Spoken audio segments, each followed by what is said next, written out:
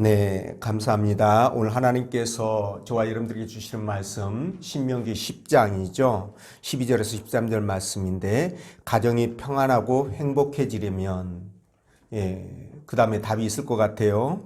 이런 제목으로 말씀을 전할 때 우리 주님의 크신 은혜와 사랑이 이곳에 함께하길 원합니다. 한 주간 편안하셨죠? 네, 그야말로 5월은 가정의 달입니다.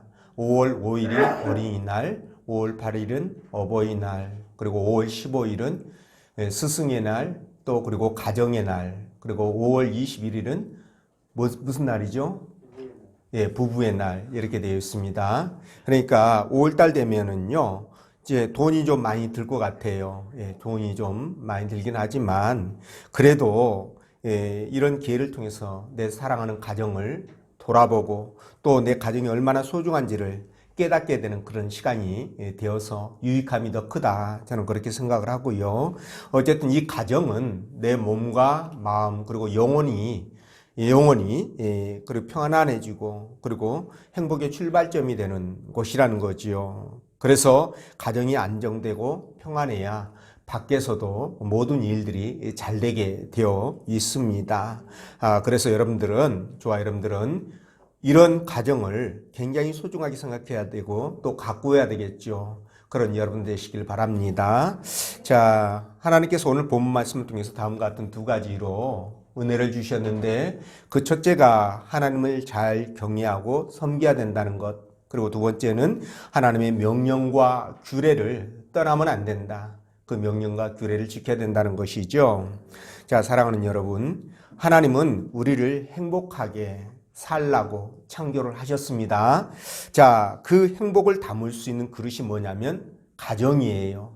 행복을 담을 수 있는 그릇이 바로 가정입니다. 그래서 가정은 하나님의 뜻이 담겨진 그 오묘한, 신묘한 요람이다. 이렇게도 말을 할 수 있는데, 자, 우리들 가정에서 아버지의 가르침을 통해서 하나님의 사랑을 느끼게 되고요. 그리고 어머니의 그 보살핌을 통해서 성령님의 그 보호하심, 인도하심을 우리가 거기에서 느끼게 됩니다. 자, 그런데 이런 가정의 행복은요, 하나님과의 관계가 원만하게 유지될 때에만 그것이 가능하다는 사실입니다. 자, 그래서 저와 여러분들이 진정 내 가정이 행복하고 평안하기를 원한다면 어떻게 해야 될까요? 하나님을 잘 섬기고 경외해야 되겠지요. 네. 그래서 섬김과 경외는 이렇게 내가 하나님을 사랑한다는 것을 밖으로 표현하는 그런 그 모습이에요. 표현되어져 나오는 모습이에요. 그래서 내 마음속에서 진심으로 하나님을 믿고 신뢰하고 경외하는 마음이 없다면, 그게 온전한 섬김이나 경외가 될 수 없겠지요. 그래서 우리는 어떤 일이 있어도 하나님의 말씀과 명령을 떠나서는 안 되는 것입니다. 하나님 말씀을 듣고 순종하는 것이 때로는 속박처럼 느껴지지만, 구속당하는 것처럼 느껴지지만 그게 우리의 행복을 위한 것이라고 하나님께서 말씀하셔요. 그래서 오늘 이 두 가지를 통해서 진정 행복해지려면, 내 가정이 평안하고 행복해지려면 우리가 어떻게 해야 될 것인가, 구체적으로 본문의 말씀을 따라가면서 성령께서 들려주시는 하나님의 음성을 듣도록 하겠습니다. 자, 첫째로 하나님을 경외하고 잘 섬겨야 된다는 것인데, 자, 12절 말씀입니다. 12절 말씀 읽어보겠습니다. 시작.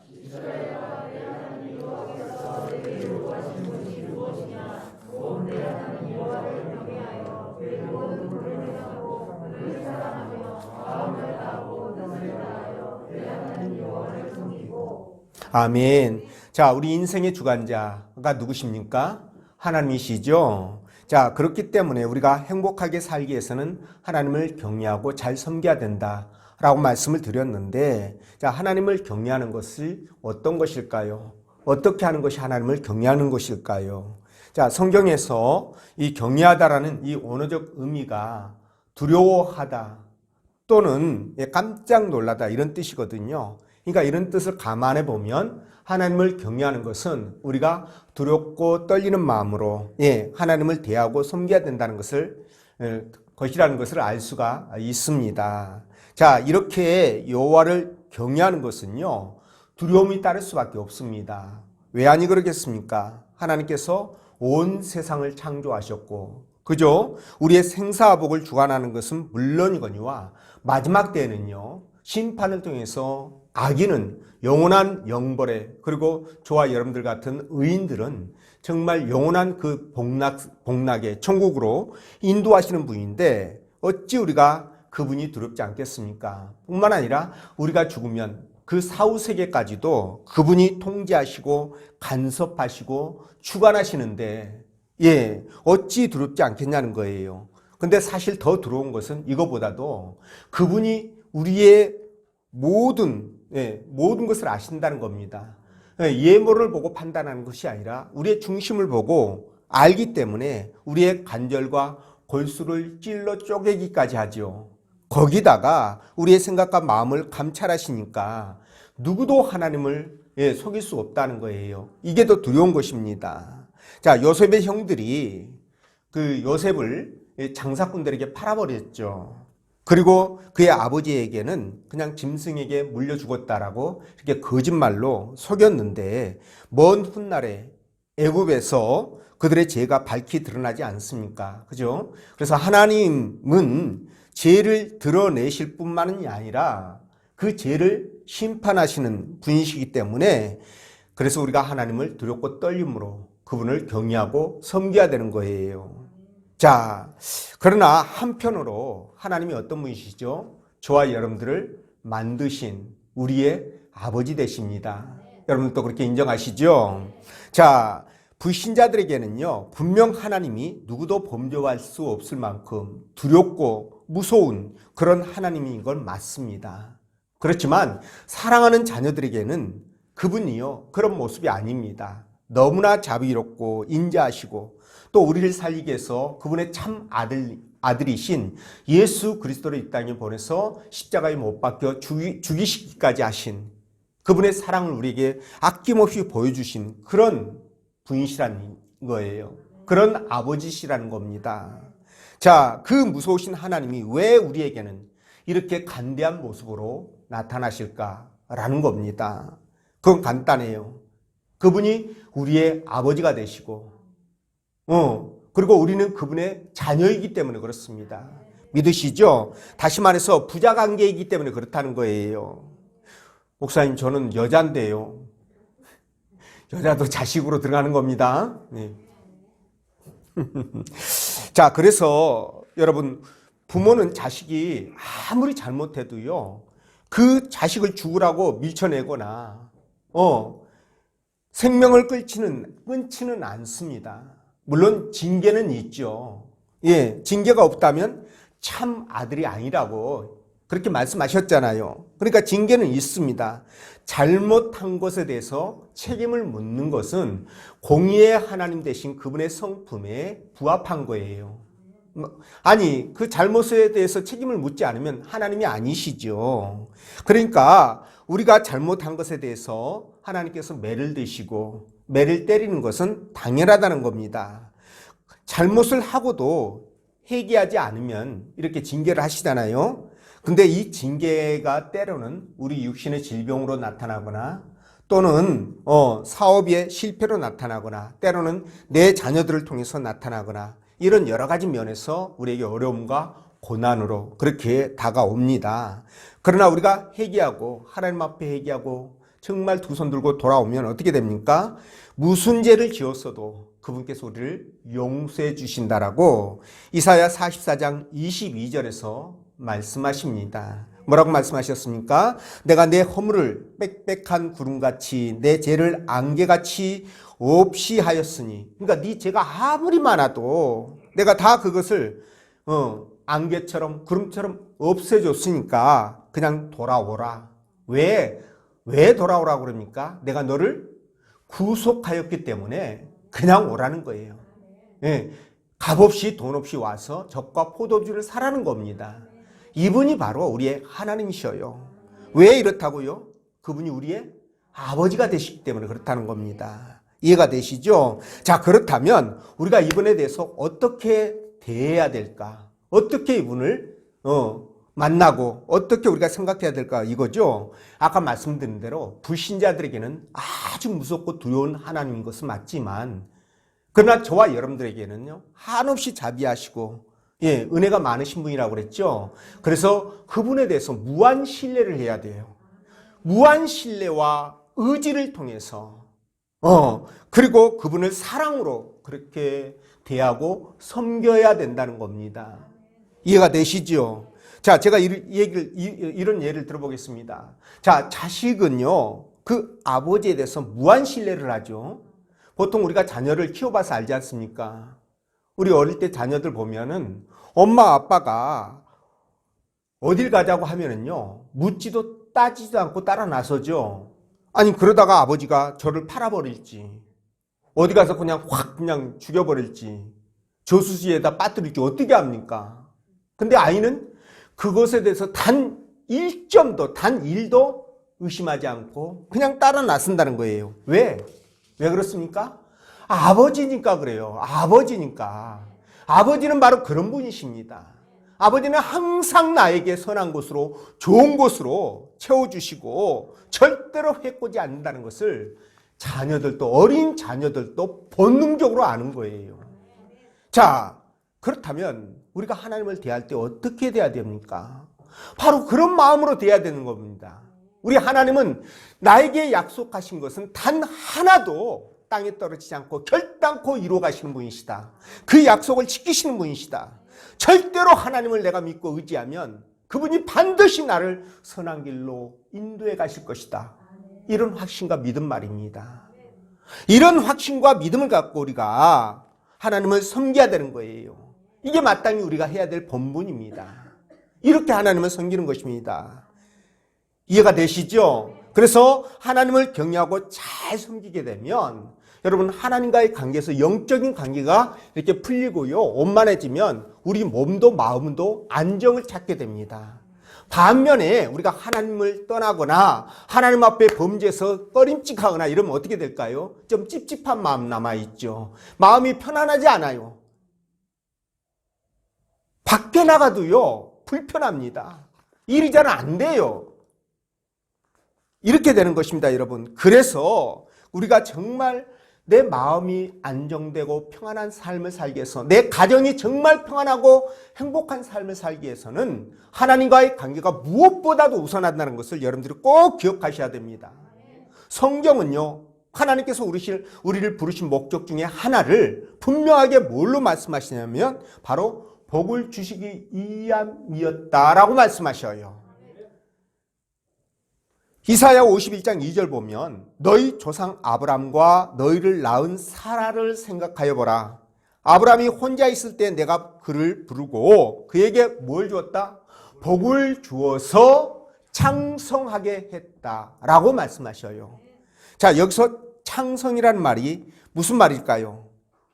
창성이라는 말은 크게 번성하게 해 주셨다라는 그런 뜻입니다.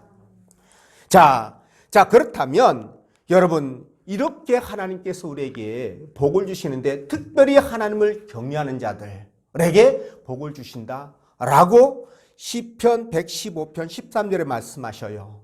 우리 다 함께 시편 115편 13절 말씀 읽어보겠습니다. 시작.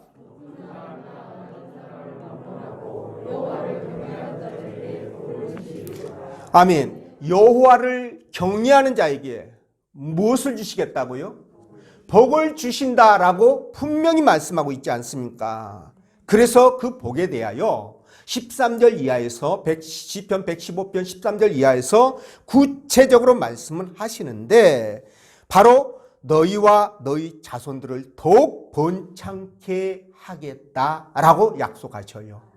번창케, 똑같은 말입니다. 창성케 하는 것이나 번창케 하는 것이나 똑같은 말입니다. 자, 여러분 그렇다면 번성케 하고 창성케 하는 이 복이 어떤 복일까? 어떤 복이 바로 이런 복일까? 궁금하시죠? 제가 예를 들어보면 이겁니다. 여러분 이삭이 말이죠. 자, 이삭이 이삭이요 그랄 땅이라고 블레셋 땅으로 잠시 들어가서 농사를 지었을 때가 있어요. 근데 이삭의 직업은 농사꾼이 아닙니다.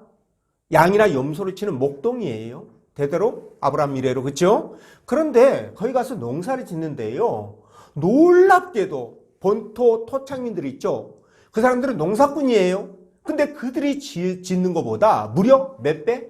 100배나 더 많은 수확을 얻게 하십니다. 아니, 초보 농사꾼이 농사를 짓는데 100배의 수확을 얻는다? 이게 인력으로 가능한 일입니까? 아니죠. 그래서 창성케 한다, 번성케 한다는 것은 하나님이 개입하시는 축복을 얘기하는 거예요. 하나님이 개입하시면 능치 못할 일 없지 않습니까? 아무리 초보 농사꾼이라 할지라도 그가 손대는 곳마다 100배의 복이 터지는 거예요. 그리고 고대 근동 그 지역에 물이 얼마나 귀합니까? 지금도 귀합니다. 그런데 물이 귀한 그 사막지대에서 이 이삭이요, 이사 가면서 땅을 파는 곳곳마다 뭐가 터져 나와요? 샘물이 터져 나오지 않습니까? 물이 터져 나와요. 이거는 어마어마한 축복입니다. 물은요. 그러니까 바로 하나님을 경외하게 되면 이 경외함을 통해서 하나님이 이렇게 당신의 백성들에게 복을 주시겠다라는 거예요.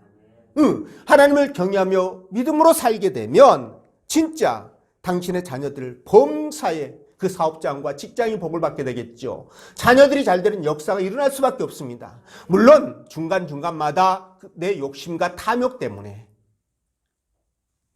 잘못된 선택을 할 수가 있겠지요. 그럴 때는 고난이 올 수 있습니다만은 결과론적으로 봤을 때 그 끝은 뭐라고요? 하나님의 창성케 하는 복이라는 거지요. 과정에 힘들고 어려움이 있다 할지라도 그 결과는 하나님께서 붙드시고 해결해 가시는 역사가 일어나게 된다는 사실이에요. 여러분, 우리가 이걸 믿어야 됩니다. 이걸 믿고 기도하는 자마다 그대로 이루어지는 거예요. 이해가 되시죠? 그래서 말이죠, 저와 여러분들은 이런 믿음을 갖고 하나님을 경외하면서 그런 풍성한 삶을 이 땅에서도 누려야 되지 않겠습니까? 그래서 정말 내 가정이 행복하고 가정이 풍성하고 여유있고 넉넉한 그런 삶을 살아야 되지 않겠냐고요. 이 땅에서도요. 그래야 우리가 복음도 전하고 여기저기 선교도 하고 교회 형제들, 공동체 형제들도 돕고 또 교회도 세워나가고 이런 일들을 감당할 수가 있는 것입니다. 믿으시죠? 그래서 말이죠, 이런 복을 누려야 되는데 여러분들에게 말씀을 드립니다. 이런 복들이 어디를 통해서 주어지느냐? 바로 가정을 통해서 주어진다는 사실이에요. 가정을 통해서 이것을 누린다는 것을 꼭 기억하시길 바랍니다. 만약에 가정이 행복하지 못하면 어떻게 될까요? 아까 말씀드린 것처럼 불안해져요, 내가. 가정 구성원들이 불안전해집니다. 여러분 당장 부부싸움이라도 한번 해보십시오. 어떻게 됩니까? 심적으로 상당히 고통스럽죠. 여러분들 안 그러나요? 저만 그런가요? 다 그러죠. 고통스러워요. 심적으로. 그런 상황에서 무슨 가정에 행복이 있겠습니까, 여러분? 행복 존재하지 않습니다. 하나님이 복을 주시고 싶어도 줄 수가 없지 않겠습니까? 그래서 행복한 가정을 세우기 위해서, 만들기 위해서 노력을 하셔야 돼요. 가정 구성원들이 서로 믿고 이해하고 양보하고 사랑하면서 그런 가정을 꾸며 나가셔야 된다는 겁니다. 자, 밖에서 힘들게 일하고 집에 돌아오면 어떻게 될까요? 몸과 마음의 긴장이 풀려야 되죠. 그리고 평안함을 느낄 수 있어야 돼요. 근데 집에 와도 여전히 갈등 때문에 서로 간에 어떤 그런 풀리지 않는 문제들 때문에 그냥 마음이 편치 않고 불안하고, 그죠? 그러면 그게 가정입니까? 지옥이지. 여러분, 그런 삶을 살 필요가 없어요, 굳이. 우리가 여기서 뭐 100년, 200년 사는 것도 아니고 잠시 잠깐 살다가 떠날 것인데 그냥 조금 이해하고 양보하면서 그냥 행복한 가정을 만들어 가야 될 그런 의무를 우리 믿는 사람들은 가져야 된다는 것입니다. 여러분, 그것에 있어서 특히 중요한 것이 뭐냐? 부부간의 신뢰와 사랑이에요. 이게 안 되면 인생 고달파집니다, 여러분. 평생. 경험자시죠? 아니, 솔직히 말해요. 안 그런 척 앉아 계시면 제가 민망해지죠. 네. 경험자시죠.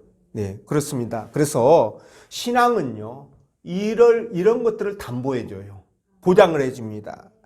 그래서 가정의 행복을 위해서는 신앙이 너무너무 중요하다는 겁니다. 목사님, 나는 예수 믿고요, 정말 은혜롭게 열심히 신앙생활, 성령 충만하게 신앙생활 하는데 가정은 안 되는데요. 가정에 가면 맨날 싸우고 이거 잘못된 겁니다. 신앙이 잘못된 거예요. 은혜 잘못 받은 거예요.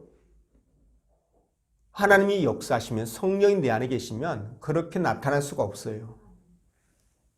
그래서 여러분들이 그런 믿음으로 행복한 가정을 만들어 가시길 간절히 부탁을 드리고요. 두 번째, 행복한, 내 가정이 행복하고 정말 좋은, 즐거운 그런 가정을 만들기 위해서는 어떻게 해야 되냐? 하나님의 명령과 규례를 떠나지 말라는 거예요. 13절 말씀 읽어보겠습니다. 시작.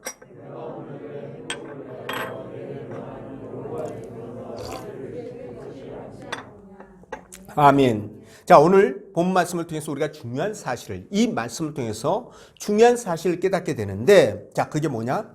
보통 여호와의 명령과 규례를 지켜야 되는 이유를 물어보면, 첫 번째, 하나님께 복받기 위해서 하나님 말씀에 순종해야 됩니다. 라고 말하죠. 두 번째, 내가 하나님 말씀에 순종하지 않으면 하나님께서 징계하시기 때문이라고 그렇게 대답을 대부분 합니다.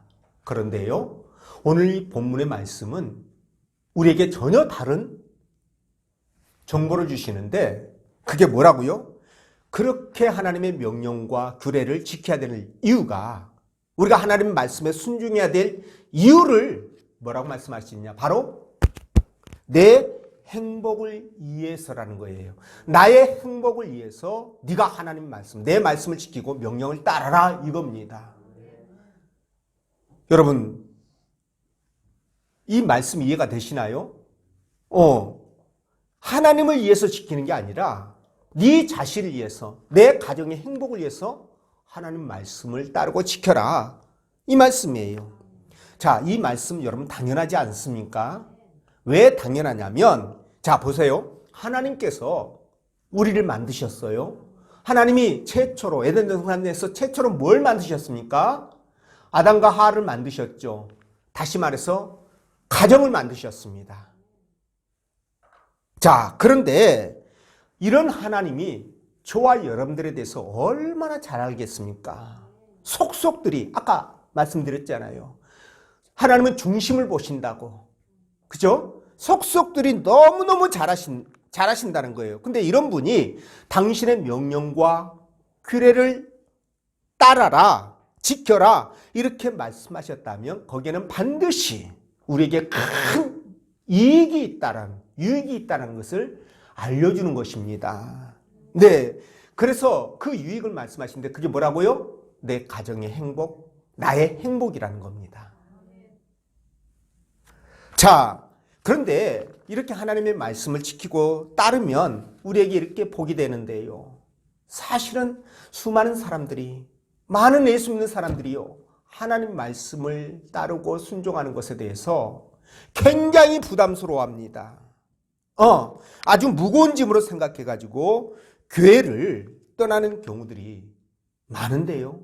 여러분, 하나님의 말씀을 지키는 것은 넘사벽이 아니에요. 여러분, 넘사벽 모르시는 분 없죠? 넘을 수 없는 벽이 아니라는 겁니다. 가능하다는 거예요. 자, 그래서 신명기 30장 11절에 뭐라고 말씀하시느냐? 내가 오늘날 내게 명한 이 명령은 네게 어려운 것이 아니라는 거예요. 지키는 것이 어려운 것이 아니다. 먼 것도 아니다. 이렇게 말씀해요.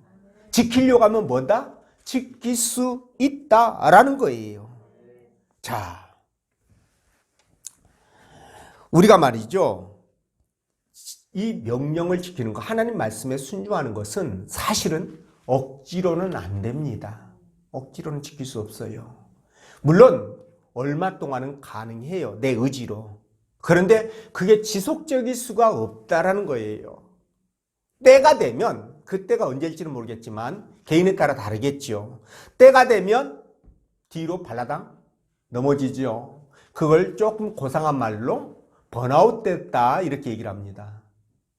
그러면 어떻게 해야 하나님의 말씀을 순종하고 또 규례와 명령을 지킬 수 있을 것인가 라는 겁니다.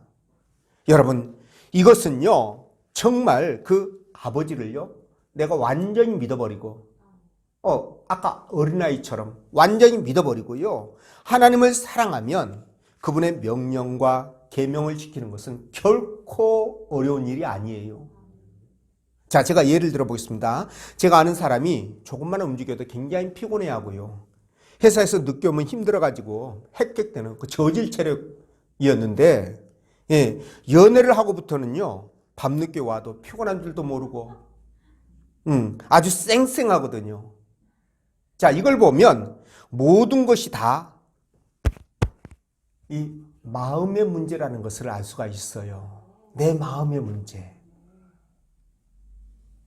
그러니까 여러분들이 주일날 돼도 교회에 막 이렇게 가고 싶은 마음이 주일날 돼도요.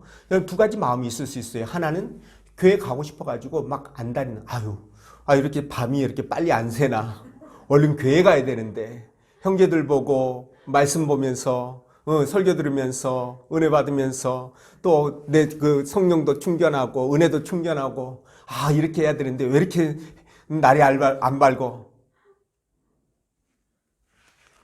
웃으신 분들은 의미가 있어요. 네. 이런 분들이 있는가 하면 주일날 돼도 또 주일날 또 왔네. 이것도 교회 가야 되나 안 가면 또 이렇게 또 눈치 보이고 이거 어떻게 해야 되나. 여러분 이렇게 되면 정말 죽을 맛이에요. 이게 신앙사라는 게 진짜 80kg짜리 쌀한 가마니 등에다 지고 골고다 언덕 올라가는 기분이라니까요. 이렇게 하면은 여러분 시간의 문제지 교회를 떠날 수밖에 없어요. 반드시 떠날 수밖에 없습니다. 그러니까 내가 하나님을 계명 지키는 것도 마찬가지예요. 내가 하나님을 진정으로 사랑하고 그분을 100% 어린아이처럼 아버지 믿듯이 믿어버린다면 그분이 나를 주관하시고 나의 행복을 주관하시고 나의 모든 인생 삶 자체에 생사하복을 주관하신다고 믿는다면 어떨까요? 그분이 정말 좋아지겠죠. 그러면 여러분 계명을 지키려고 하지 않아도 자동적으로 지켜진다니까요. 그냥 자동으로 계명이 지켜지고 말씀의 순종이 이루어지게 되고요. 그냥 하나님을 위해서 내가 별짓을 다 해도 할 수 있을 것 같은 그런 생각이 듭니다. 자, 여러분.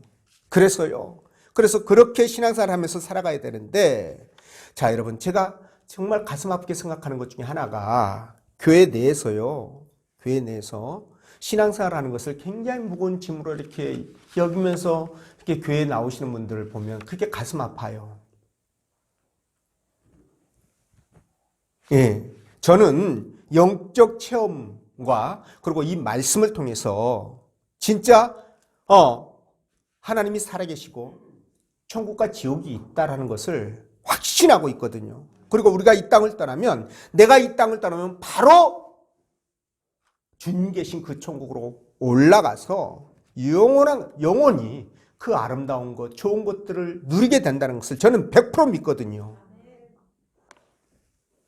그런데 이런 것들을 믿지 못해서 하나님보다 세상이 더 좋고 교회에 나오는 것보다 세상에 들어가서 거기서 지지고 볶는 것을 더 좋아하는 분들이 있어요.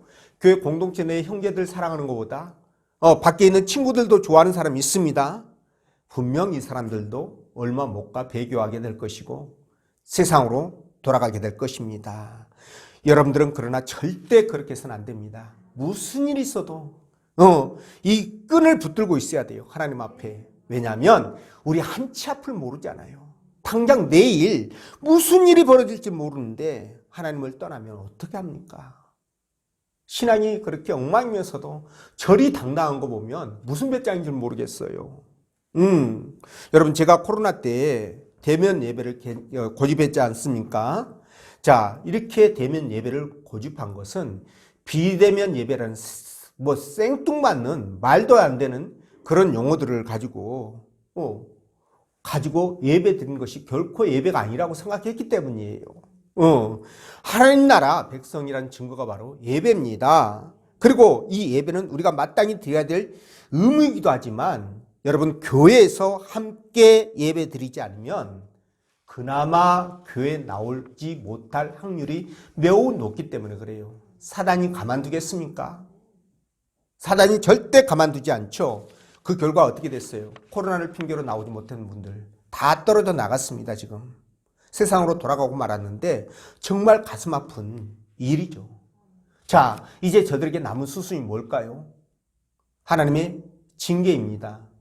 만약 그들이 하나님께 택함받지 못했다면 징계도 없습니다. 왜? 아니, 남은 자식 왜 내가 때립니까? 그럴 이유가 없죠. 그러나 하나님께 징계받은 백성이라고 한다면 하나님이 징계하시겠죠.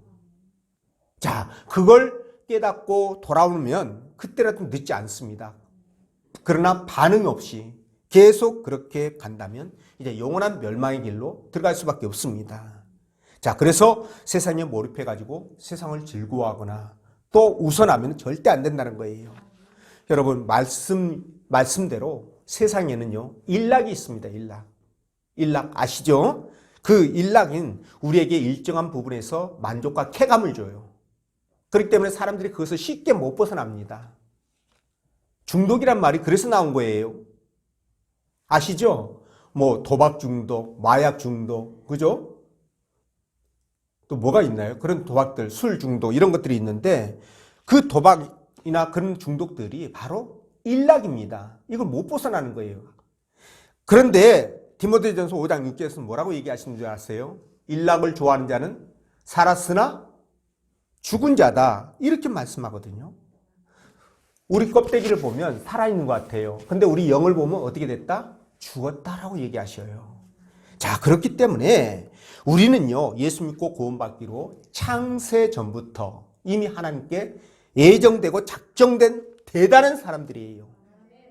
온 우주 만물과 천사들까지도 그런 저와 여러분들을 부러워하고 있잖아요.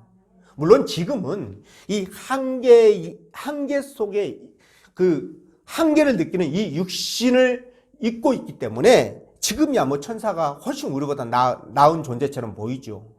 그렇지만 우리가 이 땅을 떠나는 그 순간 우리는 뭡니까? 하나님 나라에서 정말 천사가 누릴 수 없는 어마어마한 것들을 누리기 때문에 그 천사가 우리를 흠모한다고 그러잖아요. 그런 존재란 말입니다. 그렇기 때문에 무슨 일이 있어도 여러분 신앙을 지키셔야 돼요. 그리고 하나님 말씀 명령에 순종해서 가정을 잘 꾸미고 그리고 내 자녀들에게 신앙인의 모습을 보여주시라는 겁니다. 세상 사람과 똑같은 모습 말고요. 신앙인의 모습을 보여줘야 된다는 거예요. 그리고 이왕 예수 믿고 하나님 나라 백성이 되었으니까, 자녀가 되었으니까 가오를 잡으셔야죠. 가오 빠지게 세상 기웃거리지 말고요. 가오가 뭐죠? 그런 거 있어요. 예. 가오 빠지게 세상 기웃거리지 말고요. 진짜 하나님 자녀답게 자신 있고 당당하게 그렇게 신앙생활을 해 나가시라는 겁니다. 그렇게 되면 하나님께 복 받는 것이 그리 어려운 일이 아니에요. 그리 어려운 일이 아닙니다. 그러니까 내가 하나님 앞에 복을 받지 못하고 그냥 지질이 그냥 궁색하고 막 그렇게 산다. 그러면 내 자신을 한번 돌아보시길 바랍니다. 하나님과의 관계를 한번 점검해 보시길 바랍니다. 내가 과연 하나님을 경외하고 그분을 섬기고 있는지, 그분의 말씀과 명령과 규례를 벗어나고 떠나지 않고 있는지, 따라서 순종하고 있는지, 이런 것들 말입니다. 예, 그래서 저와 여러분들이 진짜 이런 믿음을 갖고 이런 마음으로 그렇게 살면 우리는 복을 받지 않으려고 노력을 해도 하나님 앞에 나 복 받기 싫어요. 하나님 나 복 주지 마세요. 나는 이렇게 가난하게 살래요. 이렇게 해도 그렇게 된다 안 된다? 안 된다. 이렇게 되는 겁니다. 이해가 되시죠? 자, 그래서 우리는 어쨌든 간에 이 가족 전체가 하나님을 절대적으로 믿고 기도와 말씀과 예배에 집중하셔야 돼요. 그리고 은혜와 성령이 충만해져야 됩니다. 왜 이렇게 해야 될까요? 왜 이렇게 돼야 되냐면 여러분 가정과 내 개개인의 복이 분리될 수가 없기 때문에 그래요. 여러분 내가 복을 받는다 그러면 내 가정 구성원들이 전체가 누리겠지요. 또 가정이 복 받으면은 가정 구성원 전체들이 다 거기서 함께 복을 받는 겁니다. 그러니까 일심동체예요. 가정과 내가 분리될 수 없는 겁니다. 그만큼 가정은 소중한 거예요. 그래서 여러분 우리가 이렇게 하나님 말씀을 순종하고 그러기 위해서는 은혜와 성령이 충만해져야 된다는 거죠. 믿으시죠? 그래서 여러분 진짜 이 가정 너무 귀하다, 소중하다는 것을 다시 한번 여러분들이 깨닫고 그 가정의 평안을 위해서 그리고 행복을 위해서 여러분들이 이해관계 따지지 마시고 그냥 다 줘도 아깝지 않잖아요. 내 자녀에게 다 줘도 아까운가요? 그렇지 않죠. 근데 내 부인이나 내 남편에게 다 주면 아깝다 라신 분 있나요? 내 부인이나 아내에게는 아깝더라. 나는 못 준다. 죽었다 깨나도. 그런 분 안 계시죠? 만약에 그런 분이 있으면은 그냥 빨리 그냥 각자 길 가시는 게 좋아요. 그렇다고 해서 제가 뭐 이혼을 조장하거나 강요하는 건 아닙니다. 그러니까요. 그래서 여러분, 그래야 하나님 앞에 온전한 복을 받을 수 있습니다. 근데 말씀과 하나님을 경외하고 섬기고 명령과 규례를 떠나지 않기 위해서는 반드시 은혜가 충만해야 된다. 성령이 충만해야 된다. 그러기 위해서 무엇을 해야 되느냐? 우리가 하나님을 예배하고 기도하기에 힘쓰고 찬양하고 어떻게든지 영적인 일에 우리가 전념해야 된다라는 거예요. 그래야 그런 일들이 그냥 내가 의도하지 않아도 자동적으로 이루어지게 되기 때문에 자동적으로 섬기고 지킬 수 있기 때문에 그래요. 그래서 여러분들이 진정 하나님의 큰 복을 받고 누리는 여러분들 가정과 여러분들 개개인들이 되시기를 주의 이름으로 축원드립니다. 기도합니다.